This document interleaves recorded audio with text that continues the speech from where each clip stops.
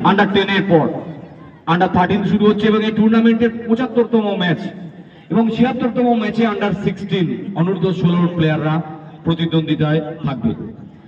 মাঠের মধ্যে প্রবেশ করেছেন আমাদের সকল অতিথিরা, বজবজের বিধায়ক শ্রী অশোক দেব, এবং উপস্থিত আছেন স্বর্গীয় নৃপেন দাশগুপ্ত এবং রমা দাশগুপ্তর সুযোগ্য পুত্র আমাদের সকলের প্রিয় পৌর প্রধান শ্রী গৌতম দাশগুপ্ত মহাশয়। উপস্থিত আছেন কাউন্সিলর সিদ্ধা মাইতি, কাউন্সিলর পম্পা সিংহ, কাউন্সিলর সুনিতা প্রামাণিক, ডিএইচএফসির কাশিরা। উপস্থিত আছেন কমলেশ সিং, চিন্ময় চক্রবর্তী, অজয় দা, বাওয়ালি রবীন্দ্র আছেন।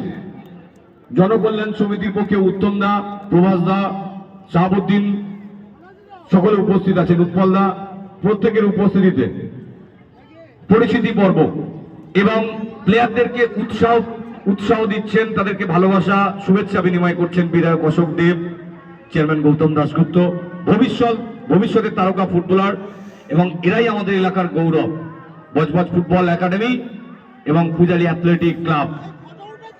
আন্ডার 13 এর